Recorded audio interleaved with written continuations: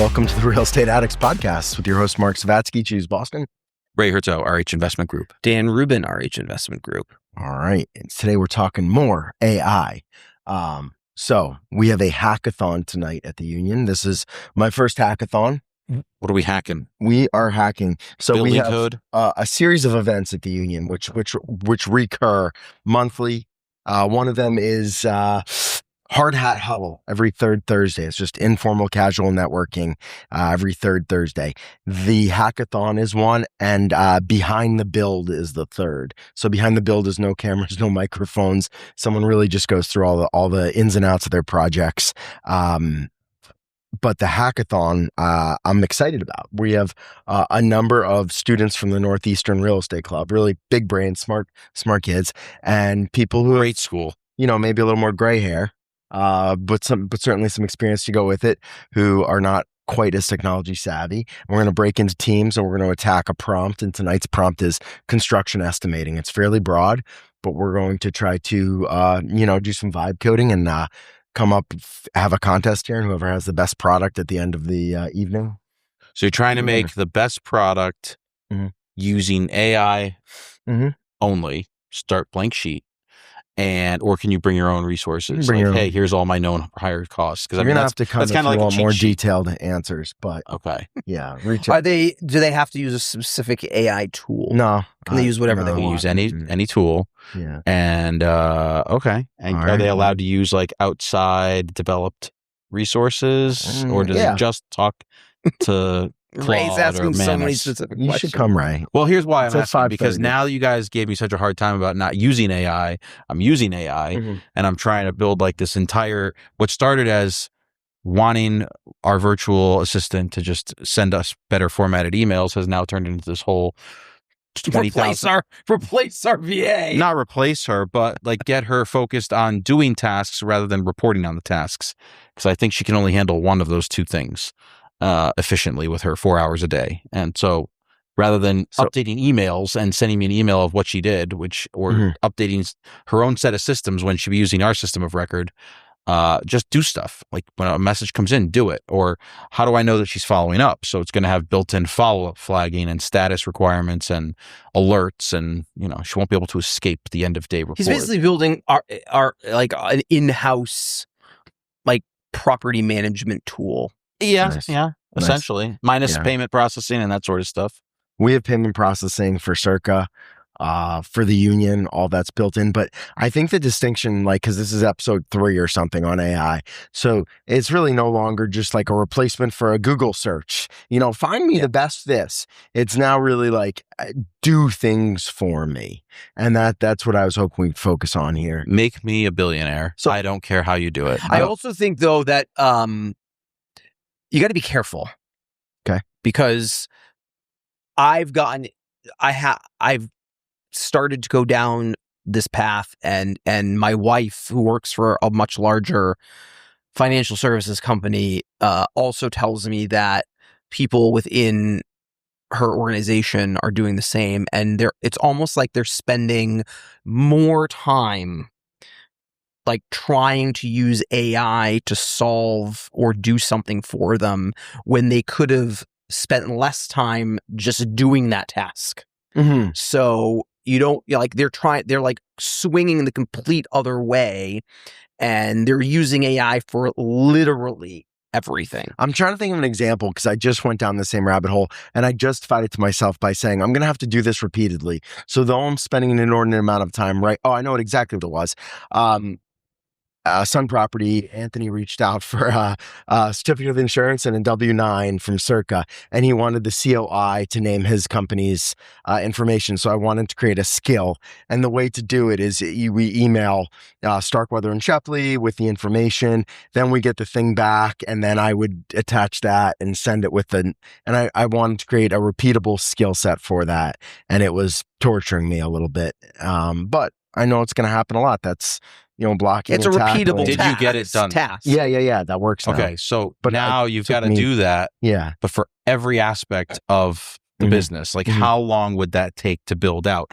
Or do you do a couple of them and you go, okay, now analyze everything that I do. Just watch me. Yeah. And then when you see a task that looks repeatable or one that you can build, build it and offer it. Yeah. Is that something that you can? Because that's where I get idea. confused in terms of what the limits are and where I'm able to go. And this is where I turn to old man now, because I love technology. I want to embrace AI. I don't know. I don't know where to get haven't started again. unleashed Claude on my computer yet. Like, I haven't given it full reign. Oh, you know what I really like now is how the integration with my Gmail. So if I have a list of attendees that I want to go to something or to email people, it just will search and find that person's contact information within my thousands upon thousands of unorganized emails. So I like that. But I had an issue with my boat this past weekend. So I think this is didactic or interesting for a few reasons. One, so the boat, we're just cruising, throttle's in one position, and the thing just starts like slowing down, and you see the RPMs kind of falling. So I took some videos of like each gauge, the pressure gauge, the electrical gauge, RPMs, and then I just did one for audio of the motor itself and overall video of the motor. And I uploaded all those videos to Manus to digest and to figure out. And pretty quickly, like, came to the conclusion that it's a fuel issue. It's being starved in some way. So there's a fuel filter. I was going to say, it sounds like fuel filter. Likely the problem. The fuel line. Yeah. I mean, so maybe it's not even that hard. But when I sent the diagnosis to Ryan, who runs Candlewood East, I was very clear to preface it with like, hey, I apologize as if this is off the walls. Like, I 100% used some AI applications to come up with the below.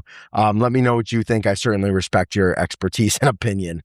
Yeah, I think that's going to be more and more relevant as people use AI more, in their daily lives, because again, you don't want to piss people off by trying or insult people by saying, hey, because we know that AI isn't 100% correct all of the time. It's getting better, but it's not. It's it not makes mistakes all over the place. So you'll like put one clarifying point in there, and it'll go, yeah, oh, this changes everything. And like, wow, we were that far off.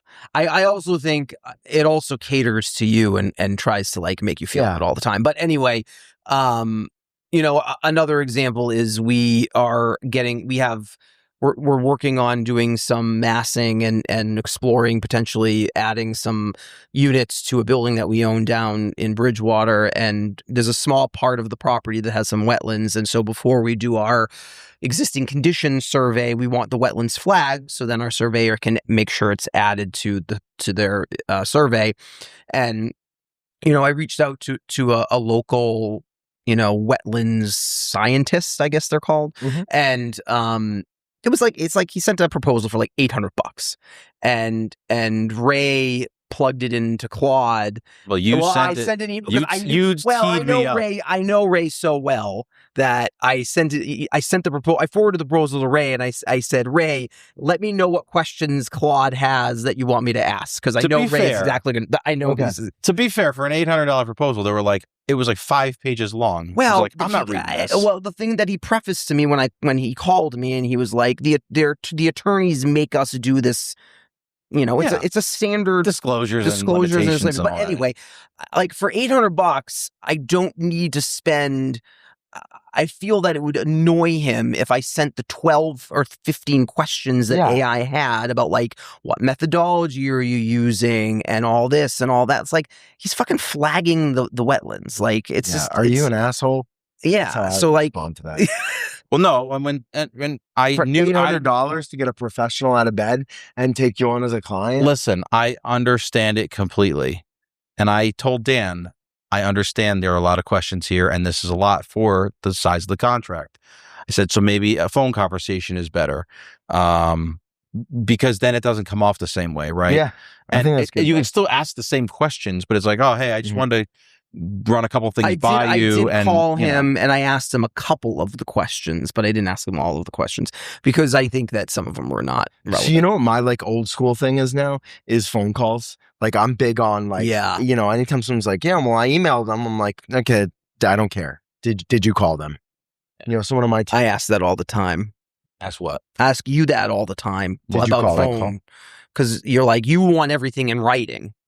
Well, at some point things have to be in writing. You can always send a You follow-up can always start with a email, phone call. but the phone call, like, especially if you're asking for something, like, I can't want pet peeve of mine, this is a tangent, but just like my dad's like, oh, I called the plumber, or I emailed the plumber and he didn't get back to me. What, like, he's dead to me. It's like, he's just really busy on a job. Like, just, did you call him? And then call, like, once you get someone on the phone, you're going to build that rapport. You're asking them to take time out of their day to estimate your project, to come to your house to do something. They're pretty busy. And, a cold email from who are you again? It just doesn't. I call the person, I leave a message, and then I follow. Usually, if it's someone that I've never dealt with before, I'll follow up with a text just to let them know like who I am. It's like, hey, my name is Dan Rubin. I got your number from Marc Savatsky, because that instantly provides some sort of like it kind of vets me, and especially it's Ray's name. Right. I was gonna say the cost of an email is too low. That's the problem. We all get flooded with emails because it takes 2 seconds and it's probably not even written by you. We have too many. So to demonstrate the value that you're asking of somebody, I think the call and the time out of your day is. I think I talked about this on maybe the first episode of AI, where the human element is going to become a differentiator again. You can't 100%. just defer to computers all the time. 100%. So wait, Dan, you were getting into this. Anyway, so we asked these questions back and forth. Wetland scientist. It's $800. You have all these things you're going to call. And my only concern was I just want it to be something where, if for some reason we continue pursuing this opportunity, our intent is for it to be, by right. I don't want to get hung up on some technicality. It flagged it as a potential question. Again, whether or not it's right to your boat example. So I'm glad you had the conversation. Thank you for doing that. And thank you for listening to me. I value your relationship, you and our relationship. I love you too. You want another? This is literally me and Dan every day is a little bit of this back and forth shit. It's kind of a buzzkill. Is start, but my cousin Jason passed away recently. It was really sad. Sorry. No, I appreciate it. So I was down in Texas, my aunt and uncle and my other cousin, and it was like a couple days before the funeral, and my aunt mentioned that she wants to redo her kitchen, and I was like, all right, let's go. This is what I'm good at. Yeah. So I scanned the kitchen with like a LIDAR app called Magic Plans, and then I grabbed a couple of the PDFs. I pumped it into Manus or Claude, whatever. And then I went through with my aunt. Like, we found some inspo photos for what we want the kitchen to look like and pumped those in. And I just kept telling Manus, I'm like, wait, I'm going to give you a lot of information right now. I'm not going to give it to you all at once. Don't do anything until I tell you go. So I started with like, these are the existing photos. Oh, I see. Rather than having one giant message, you were breaking it up just like, a bunch. Here's some stuff. Just chew on this and don't do anything yet. So I was like, here's existing photos of the kitchen. Here's the plans of the kitchen to scale to the nearest inch. Here's inspiration photos of our style and aesthetic that we want. This is the appliance package I'm thinking of. And then I was like, okay, now redraw the kitchen. And really, really good shop drawing level stuff that I think you could go to 4 different cabinet vendors. I'm not saying to actually produce the cabinets yet, but enough that you could get 3 different cabinet providers to give you a real quote, pretty close to apples, and standard sizes for like cabinet sizes. You could really go all the way down to a reflected ceiling plan. It's pretty incredible. Pretty incredible. Yeah, and shop for the fixtures, then find the promo code to buy the fixtures better. Like, so it's those sort of multi-step design iterations. So that was cool. That is cool. Small silver lining. I think all this AI stuff, it's like it gives you more information at your fingertips, but just like our episode on the trades, you still need someone to execute it.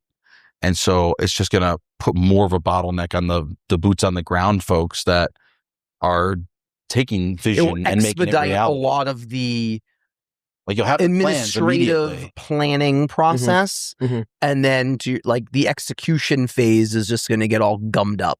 Right. Yeah. You'll have everything all drawn out. Like, this is perfect. Here's all the SKUs. Like, when can I get you? And then they'll be like, well, we're 8 months out. Yeah.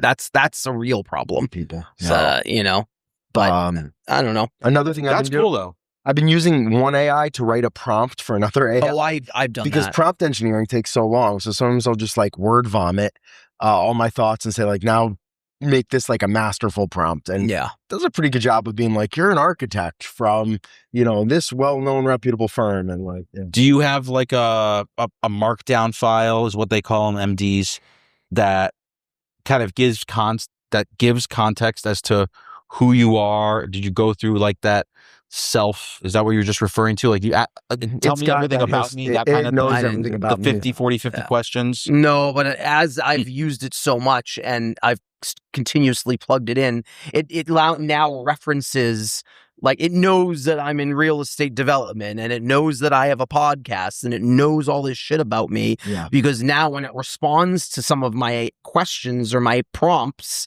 it says, "Oh, this is like great because it kind of fits in your wheelhouse of real estate development." Yeah. It knows. For Circa, it is funny. Yeah. yeah, for Circa Demo and Disposal, we're really doing battle with whether we should pay $50 a month per user for like this kind of pretty basic CRM. Like, you show up at a job, it's got the details that whoever answered the phone puts in it. You can bill, you can see who hasn't paid yet, who has.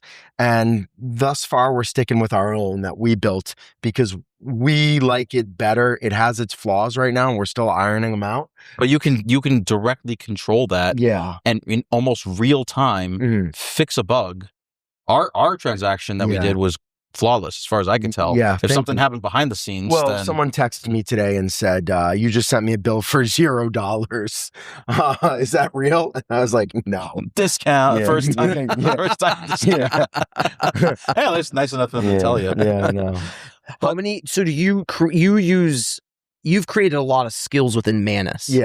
Yeah, So yeah. You so- save them and implement them. Yeah, it's a repeatable task. yeah. So like the workers' comp skill, certificate of insurance plus W-9 is a skill. So I just say, like, start this skill. Another one is like agent onboarding for me for the brokerage. That one's my favorite. That's the biggest time saving. I mean, I created a skill. I use it for the podcast editing, Yeah. right? I use it to add our intro and outro music because it's a repeatable task. And, I just uploaded the intro and outro music to Claude, and I said, I want to create a skill that appends the intro music at the beginning of every episode. And after 8 seconds, I want it to fade into us starting to chat. And then same with the outro, fade out into the outro music over the course of a certain number of seconds, and it's a repeatable task. And then I just have to upload the audio, say I want to add the intro and outro music, and we'll automatically do it. You know, it's super cool. it's just, I think just those administrative time-saving things, it really, really helps. I think, and getting into the deep dives, I think if it can get you 80% of the way there, it's a massive time saver. Yeah, I also really like the feature of like having the group chats with AI, and I've referenced this before. That to me is the most powerful thing. It's like my whole Circa team is on the Circa chat, and it has this real institutional history of everything that we've talked about. And if my job is to research like new trucks that we're looking to buy, I'll have it 250 miles within Boston, must have this, must be capable of that. It can't be more than 26,000 pounds. Find me 10 good options. And like, it's not your job, but you can tangentially follow what I'm doing and then jump in where needed and be like, whoa, wait, Mark, no, we don't need a knuckle lift. That's Well, when you say you have your chats in there, what is it, like a Slack channel that it's connected to, the or Slack Discord, will or connect with Claude now. or just But we just were all in on a shared like Manus, chat called Circa. Interesting. And you're not like unnecessarily using tokens and whatnot. I'm sure we are, chats. but right now I think it's so heavily subsidized. Got it. I mean, do I pay $1,500 a month for AI? Yes.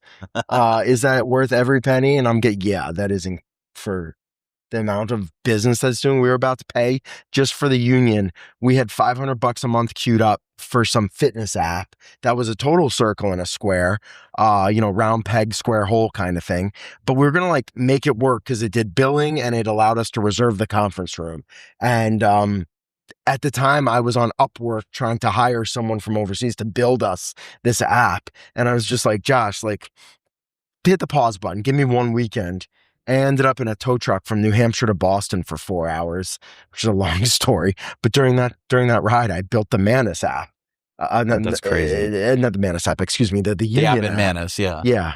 And it did most of those things pretty well. And then I got Sham Shukla to join our team, and he took it the last one. Well, that's the scary thing about, or amazing thing about AI, right? Because in the past, to your point about the CRM thing, it's like we used, when we were doing a lot of direct mail and stuff to keep track of leads and everything, we would subscribe to a monthly CRM, but Yeah, it we was had like, to have a CRM, so we paid for it. but it had all of these things that we didn't even use or need, and then it also didn't have things that we wanted. Right, it had And- gaps and excess. And so now Fine you could tune. just create your own fucking app Yeah. and do whatever you want and have it do exactly what you want, because not everybody is going to you want the same things that you're going to use, and not, and vice versa, and whatever. Build an app and customize it to whatever you want. Yeah. I'll plug Perplexity quickly too. Perplexity is like a multimodal large language model. And by that, it sort of understands like, oh, you're a lawyer looking for this. Well, there's a large language model that's just for real estate attorneys. Or like you're doing digital creation for content. Like I'm going to push it there. So I assume it's more expensive than all of those because you're kind of getting the best of all those things. But what I've done now is I'll screen capture me using a paid platform or an app and be like, I want to build this functionality. Like what's going on here? There's also skills that other people create now, like libraries of skills and models that you can now import into or purchase and import into Claude and Manus and everything. That's all I'm seeing on all my social media is like, oh, these are the top 10 skills you need to have now. So now it's like information overload in terms of which skills are the right ones. How do you know they're safe? Because you're just taking somebody else's skills and you don't know what it's actually doing. Well, safe is scary. Like for my subcontractor onboarding, like, so I put it on Instagram and someone messaged me, Binyam, and he's like, you can't collect people's social security numbers without like, there's laws around this. Yeah. And like, be careful. And I was like, oh shit. So, I edited that skill. So that happens by rote or manually, but. So where do we, more than just it being like a really good deep thought question and answer research type of tool, when it's actually creating things or building things, now where are you, what's the next step? Like you've got the concept, and like you said, you just went to Madison's, took a screenshot of a website and said, hey, I want to build something like this. And then that's it. You just kept going down that road. Like well, when did you introduce skills, markdown files? Like just walk us through some of the details rather than just talking high level. Where are these things being hosted? Yeah. So like I have a website for my brokerage team called cbbtools.com. And on CBB Tools, the first one I made was called it was a ripoff of Sunseeker, which is an app that I pay for from the Apple store. And as Sunseeker, you plug in your home address and it shows you the path of travel of the sun across the day at different times of the year. So I was like, forget that. I'll build that. So that was easy. So it uses all open source data to make the app. So it's not like you're even reverse engineering. You're just taking the concept. Yeah. Okay. So that actually works really well. Then the next tool that I built still doesn't work very well, and I'm frustrated with it. This will be the subject of a future hackathon, but I uploaded all of the standard Massachusetts real estate forms from MLS, and then I wanted it to prompt me individually through the questions. Like, who are the parties? And then it fills in all the parties. Yeah. What's the purchase price? How many days for this? Or give me a date for that. So like my goal was to say like, instead of like 3 weeks from now, I just wanted it to know like, instead of me having to be like June 29th, I'd say like 45 days. And it's buggy. It probably says, this looks like it's copyrighted material. Can I use it? But you're like, but I pay for a subscription. So yes, use it. What I like about it is that I'm doing everything from my phone and I'm always all over the place. And I can't like always see like a whole PDF. And I don't want you to give me 20 questions at once. It drives me nuts. Like just give me one question, I'll answer it. One more question. And when you're done asking me questions, crank me a PDF. Oh yeah. And then brand it with my brokerage's logo at the top. There you go. And, Nice. So that's in process. That shouldn't be that hard. Yeah, I mean it's pretty amazing. I mean, You've got a skill. I've got a skill. I'm starting to work on some other stuff that we've talked about in the past, or that we've tried to do in the past that wasn't feasible because we would have had to pay someone, $50,000 to build an app. Right. Now I'll just have AI do it. Yeah. So, and when you say app, like, is there like a server, or how are you storing the data? It's technically sets all that a up. web tool. A web tool. Okay. I mean, when I set it to save to my home screen, like what's the stack? if The you, tech stack. yeah, Nah, that's capital above stack. Marc's pay It's like grade. the capital stack. That's You got above Marc's pay tech grade. stack. Like, I so know. break it down. It would be great if it broke it down for you. Like, explain this to me. Like, But I've where never is done it? programming. Like, I know you have a CBB brokerage or CBB, CB whatever tools. tools, but where is that site live? yeah. Like, you register the domain with Squarespace or GoDaddy or whatever, Mhm. but where's the data store? I know. And what's dangerous is I don't even know. Got it. You know, Manus is like prompts me to put in my credit card, and I do, and then it's saved, and I'm not smart enough to know. Well, it's funny. So- I've So that tried might be giving it Manus, access. but